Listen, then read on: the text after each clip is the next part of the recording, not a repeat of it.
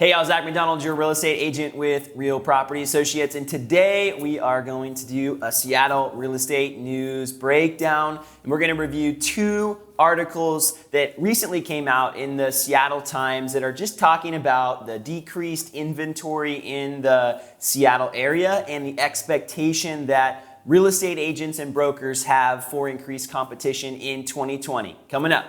The first article we're going to look at is titled "Amid Falling Inventory, Brokers Predict a Return to the 2017 Hotness in the Puget Sound Housing Markets. See what's happening near you." The article reads at the beginning, "If current trends hold, spring may bring a return to the housing market frenzy of 2 years ago. Brokers say, spelling bad news for affordability around the Puget Sound." In December, buyers had fewer homes to choose from in King County than any time since February 2018, back in the days of bidding wars, week-long listings, and double-digit price growth. To some extent, seasonal factors are at play. Housing markets generally contract in December, but what makes this more than a seasonal trend is how quickly buyers are snapping up those homes that are on the market. And this was a quote from the CEO of John L. Scott Real Estate. It's really interesting. This article starts off inducing fear right away. Hey, this was tough if you were a home buyer. It was crazy as a home buyer back in 2016, 2017, and even in the beginning of 2018. It was crazy. It was so hard to buy a house. And look, it's probably coming back. So this article just pulls you right in. Hey, maybe you should be afraid again if you're a home buyer, and talking about affordability, right, in the Puget Sound area. So it jumps right into that, and then it continues to back it up a little bit with some stats. In King County, median home prices rose in December by 5.63% compared to last year to $675,000, a 2% increase over last month. New data from the Northwest MLS service shows. And then also referencing Snohomish County. Snohomish County also saw faster price growth than in previous months. Their price rose 8.51% year over year to $510,000. Now, there's a lot of talk about some of the other markets around the Puget Sound area, like Pierce County and Skagit County and things like that, but I'm not going to get into those too much just because I don't represent those areas. I work more in Snohomish County and King County.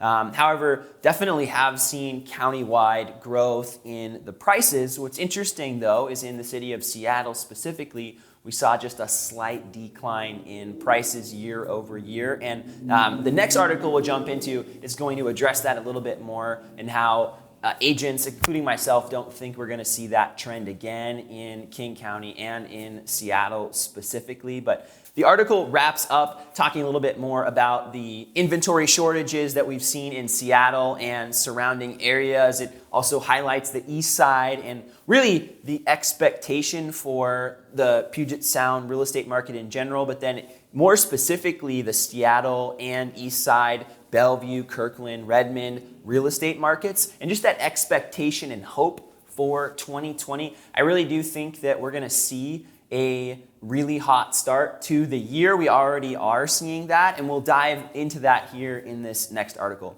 The second article, very closely related, published actually last week, a couple weeks later than the one we just talked about, starts off with a title, "While region's median home price rose last year, King County's took a dip, but that won't last for long." So we're continuing that theme of hope that the Seattle Times and other news outlets are putting out there, and also real estate agents are talking about as well. The article starts off with a brief summary of 2019. Western Washington home sales started slow in 2019 and ended with far too few homes on the market to state stepped up demand, with South Puget Sound seeing particularly fast-paced activity. The median price for homes last year across the 23 Western Washington counties that submitted home sales data to the Northwest Multiple Listing Service was $435,000, up 6.1% from 2018. The only major county where prices fell was King County, which saw an infinitesimal 0.7% decrease from the previous year's all-time high, $675,000. Price increases were steeper among less expensive homes, according to Northwest MLS's year in review. Just quick recap, right? Starting it off, and I recap this more in my market updates every month and also in my predictions for 2020. We definitely started off the year really slow in 2019 thanks to 2018, but did finish off the year really strong with inventory and supplies tightening up. The article continues highlighting this. After softening prices in mid-2018, the year started out with thousands more homes on the market than shoppers have been used to seeing, and a return to a more lethargic pace of sales. We weren't seeing houses flying off the market. We weren't seeing houses selling in a week every time. We weren't seeing multiple offers every time. We were still seeing it a little bit, and we were still seeing houses that were selling over asking price, but in general, houses were a little bit more negotiable. The prices were not set in stone. Sellers were a little bit more motivated to do some negotiating and also some fixes. But as the year drew to a close, brokers said they were once again fielding multiple offers on homes in most price ranges, drawing comparisons to the white-hot markets of 2016 and 2017. Definitely seeing this on the buyer side. I've got multiple clients that I'm working with that are in price ranges that are super competitive, and we're seeing homes going like this, showings where there's so many people you can't even count how many people are in the house. I also, though, had listings wrapping up 2019, one in particular in Edmonds up north, where really we weren't seeing it flying off the shelf because it was a little outside of that prime price range for the area. It was a little on the higher end.